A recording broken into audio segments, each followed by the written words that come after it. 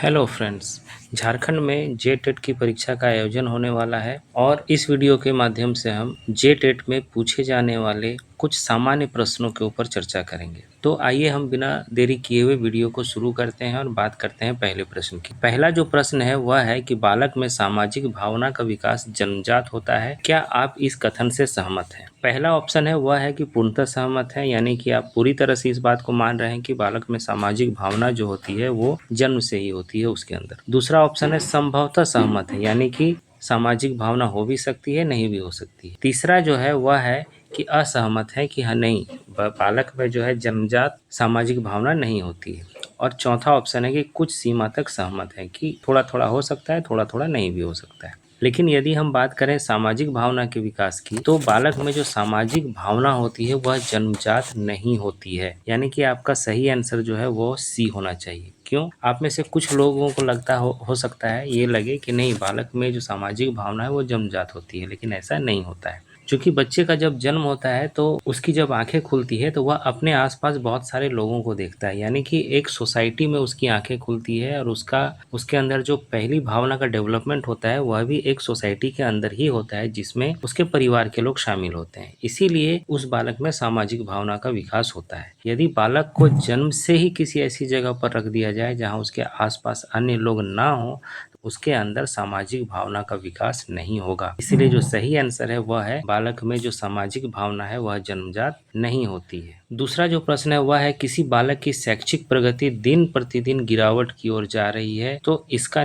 जो प्रमुख कारण है वह क्या होगा? पहला ऑप्शन है वह धन कमाने लगा है, दूसरा है वह गलत संगत में पड़ गया है, तीसरा है अध्यापक ठीक से नहीं पढ़ाते हैं, और चौथा है बालक को पढ़ने में रुचि नहीं है। जो पहला ऑप्शन है कि वह धन कमाने लगा है, यदि वह धन कमाने लगेगा तो उसकी जो पढ़ाई है वो पूरी तरीके से बंद हो जाएगी, तो पहला ऑप्शन नहीं होगा। दूसरा ऑप्शन है कि क्या वह गलत संगत में पड़ गया है, तो जब बालक की जो उम्र होती है, शैक्षणिक उम्र होती है, उसमें जो सबसे प्रमुख कारण है उनकी शैक्षणिक प्रगति को आगे बढ़ने से रोकने का वह है कि उसकी संगत जो है वो गलत हो जाती है। तीसरा जो प्रश्न है कि अध्यापक ठीक से नहीं पढ़ाते, तो ऐसा तो माना ही नहीं जाना चाहिए कि जब शिक्षक कक्षा में जाते हैं तो वो ठीक से नहीं पढ़ाएंगे, तो ये प्रश्न ऑप्शन भी गलत हो जाएगा। और चौथा है कि बालक को पढ़ने में रुचि नहीं है, तो यदि बालक को पढ़ने में रुचि नहीं है तो शिक्षक का काम है कि उसके अंदर रुचि को बढ़ाए।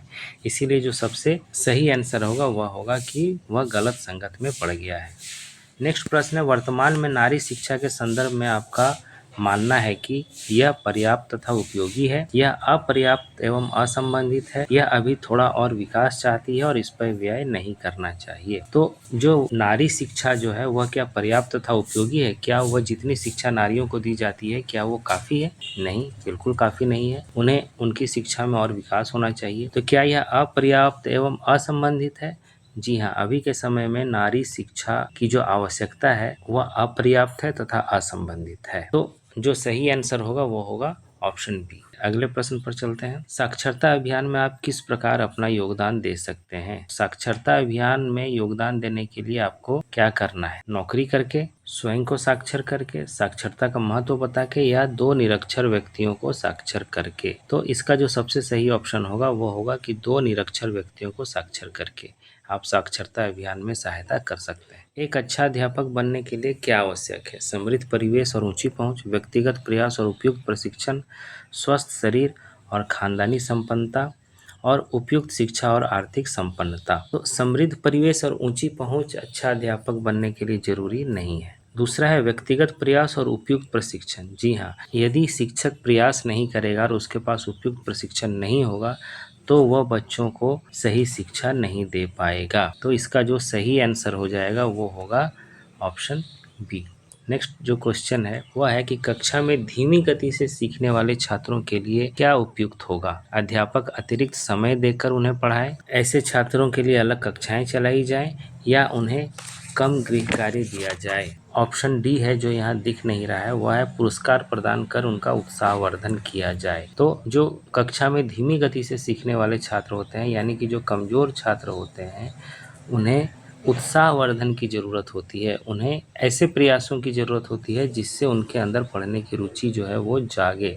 तो इसका जो होगा ऑप्शन नंबर डी, यानी कि पुरस्कार प्रदान कर उनका उत्साहवर्धन किया जाए।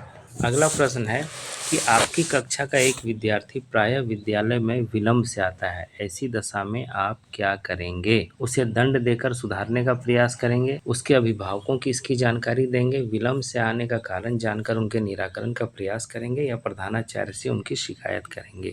तो दंड देने से कोई भी बच्चे में सुधार नहीं होता है, ये बात भी है। उसके अभिभावकों को इसकी जानकारी देंगे। कई बार ऐसा होता है कि अभिभावकों की तरफ से प्रयास किया जाता है और कई बार ऐसा भी होता है कि अभिभावकों की तरफ से बहुत ज़्यादा प्रयास नहीं किया जाता है। तो जो सबसे बेस्ट ऑप्शन है दैट इज़ कि विलंब से आने का कारण जानेंगे और उसके निराकरण का प्रयास किया जाए। अगला प्रश्न है उत्तम शिक्षा की शैली क्या है? प्रजातांत्रिक मूल्यों के अनुरूप शिक्षा होनी चाहिए, मंद छात्रों के लिए अनुरूप शिक्षा होनी चाहिए, प्रतिभाशाली छात्रों के अनुरूप शिक्षा होनी चाहिए या इनमें से कोई नहीं। प्रजातांत्रिक मूल्यों के अनुरूप शिक्षा होनी चाहिए, इसका मतलब है कि सभी लोगों को शिक्षा का समान अवसर मिलना चाहिए। मंद छात्रों के अनुरूप शिक्षा होनी चाहिए कि जो कक्षा में कमज़ोर छात्र हैं उनके अनुसार शिक्षा होनी चाहिए। ऐसे में क्या होगा कि जो तेज बच्चे हैं उनके अनुसार क्लास सेटअप नहीं हो पाएगी। नेक्स्ट ऑप्शन है प्रतिभाशाली छात्रों के अनुरूप शिक्षा होनी चाहिए। यदि इसके अनुसार कक्षा चलेगी तो जो मंद छात्र हैं, जो कमज़ोर छात्र हैं वो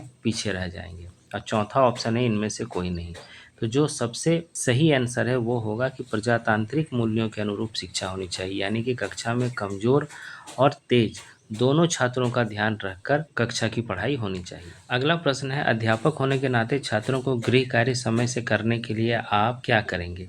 उनको कार्य करने के लिए प्रेरणा देंगे, छात्रों को उनकी योग्यता अनुसार गृह कार्य देंगे, गृह कार्य के महत्व को बताएंगे या छात्र की सहायता करेंगे। अब है कि उनको कार्य करने के लिए प्रेरणा देना है, ये तो करना ही है। छात्रों को उनकी योग्यता के अनुसार गृह कार्य देंगे। यदि सभी बच्चों को समान गृह कार्य दे दिया जाए, कुछ बच्चे जो है वो गृह कार्य पूरा करेंगे, कुछ बच्चे जो है वो होमवर्क पूरा नहीं कर पाएंगे। सबसे बेस्ट ऑप्शन है, जो सही उत्तर होगा वो होगा कि छात्रों को उनकी योग्यता के अनुसार गृह कार्य दिया जाए, क्योंकि तेज बच्चों को अगर हम होमवर्क देंगे तो वो तो कर ही लेंगे और जो कमज़ोर बच्चे हैं वो अपना होमवर्क पूरा नहीं कर पाएंगे। तो अच्छा यही होगा कि उनको उनकी योग्यता के अनुसार होमवर्क दिया जाए। अगला प्रश्न है आपके विचार से शिक्षा त्रोन्नयन के लिए सर्वाधिक आवश्यक है, यानी कि उसके स्तर को बढ़ाने के लिए जो सबसे जरूरी है वह क्या है? विद्यालय को पूरी सुविधा प्रदान करना, अध्यापक को उच्च वेतन देना, छात्र अभिभावक अध्यापक संबंध सुदृढ़ करना या फिर शिक्षण अधिगम प्रक्रिया को प्रभावी बनाना। तो विद्यालय को पूरी सुविधा प्रदान करने से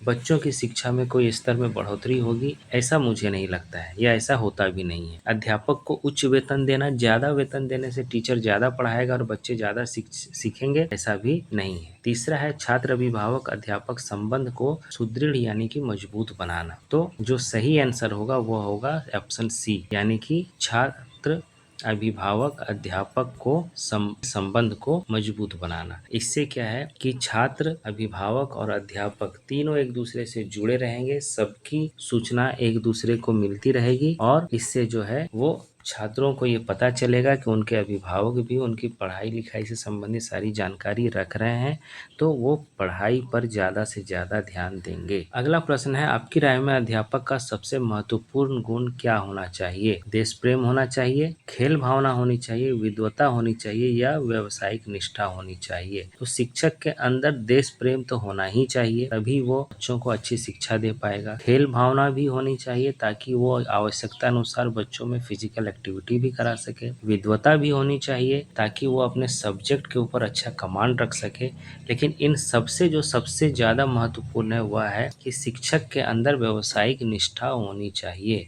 उसे अपने अध्यापन कार्य के प्रति जो है वो निष्ठा होनी चाहिए, वो समर्पित होना चाहिए अपने अध्यापन के प्रति, तभी जो है वो अपना जो शिक्षण है वो सबसे सही तरीके से कर पाएगा। नेक्स्ट है कक्षा शिक्षण तब अच्छा होता है जब कक्षा के सभी छात्र क्या करते हैं? चुपचाप शांत बैठे हों, प्रश्न पूछने और उत्तर देने दोनों में तत्पर हों और अध्यापक की हर बात लिख लेते हों या साफ सुथरे स्कूल ड्रेस में हों। तो कक्षा में शिक्षण यानी कि टीचर कक्षा में क्लास कब सबसे अच्छे तरीके से ले सकता है? जब क्लास जो है वो शांत हो, ठीक है, तभी जो है वो टीचिंग जो है वो सही हो सकती है। बच्चों में प्रश्न पूछना भी होना चाहिए, लेकिन कभी कभी बच्चे रिलेवेंट प्रश्न भी पूछते हैं, कभी कभी बच्चे क्लास से अलग प्रश्न भी पूछते हैं। प्रश्न पूछना होना चाहिए, लेकिन जरूरत से ज़्यादा प्रश्न पूछा जाए तो क्लास डिस्टर्ब होती है। बच्चे टीचर की हर बात को लिख लें, अगर लिखने में उनका ध्यान रहेगा तो वो चीज़ों को समझ नहीं पाएंगे। और साफ सुथरे स्कूल ड्रेस से क्लास में पढ़ने का कोई संबंध नहीं है। तो जो सबसे सही आंसर है वो है कि जब तक क्लास शांत नहीं होगी तब तक जो है वो टीचिंग अच्छी नहीं हो पाएगी। चलिए नेक्स्ट है, अध्यापक की वे विधियां जो कारणों तथा परिणामों के संदर्भ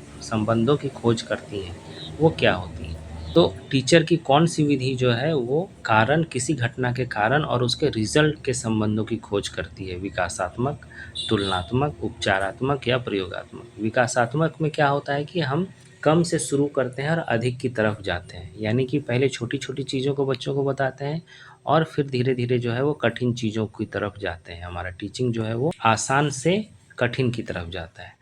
तुलनात्मक यानी कि दो चीज़ों की तुलना करके बच्चों को बताते हैं। उपचारात्मक यानी कि बच्चों को के पास सबसे पहले समस्या देते हैं और उसके बाद उसका समाधान खोजते हैं। और लास्ट है प्रयोगात्मक। प्रयोगात्मक का मतलब होता है कि बच्चों को कोई काम करके सीखने के लिए प्रेरणा देते हैं। तो जब बच्चे कोई काम करके सीखते हैं यानी कि वो प्रयोगात्मक विधि का प्रयोग करते हैं, तब वो किसी भी घटना के कारण और उस प्रयोग के जो परिणाम है उन दोनों के संबंधों को जोड़ पाते हैं। यानी कि अगर हम ऐसा करेंगे तो उसका परिणाम ये होगा, अगर हम ऐसा नहीं करेंगे तो उसका परिणाम ये होगा। ये चीज वो प्रयोगात्मक टेक्निक से ही सीख पाते हैं। प्रश्न संख्या 13 का जो आंसर होगा वो ऑप्शन डी होगा। अगला प्रश्न है, बच्चों के वृद्धि के अनुरूप उनकी रुचियों में क्या परिवर्तन आता है। बच्चे बहुमुखी हो जाते हैं, बच्चों की रुचियां जो है वो सीमित हो जाती हैं, अपेक्षाकृत अनियमित दिशा में अग्रसारित होती हैं, या फिर प्रकृति व संख्या में पहले के समान रहती हैं। तो बच्चों में वृद्धि के अनुसार जो है उनकी रुचियां बहुमुखी हो जाती हैं। अब जो है जैसे जैसे बच्चा बढ़ता है उसके जो इंटरेस्ट है वो बढ़ता जाता है। देखिएगा बच्चों को में के अंदर खेल के प्रति भी रुचि आएगी, वो साइकिल चलाने में भी इंटरेस्ट लेगा, वो वीडियो गेम खेलने में भी इंटरेस्ट लेगा, वो ड्राइंग करने में भी इंटरेस्ट लेगा, वो म्यूजिक भी सुनेगा, वो टीवी भी देखेगा। तो वो सारी चीज़ें करने में उसकी रुचि जो है वो बढ़ती जाती है। अब डिपेंड करता है कि उसको जिस तरफ ज़्यादा प्रोत्साहन मिलेगा वो उसी तरफ उसकी रुचि जो है वो ज़्यादा डेवलप होगी, तो बहुमुखी हो जाती है। ये इसका सही आंसर होगा। नेक्स्ट है, नवोदय विद्यालय प्रारंभ किए गए किसके लिए। ग्रामीण बच्चों के लिए, गरीब बच्चों के लिए, मंदबुद्धि बच्चों के लिए या प्रतिभाशाली ग्रामीण बच्चों के लिए। तो नवोदय विद्यालय का जो प्रारंभ है वो हुआ प्रतिभाशाली ग्रामीण बच्चों के लिए।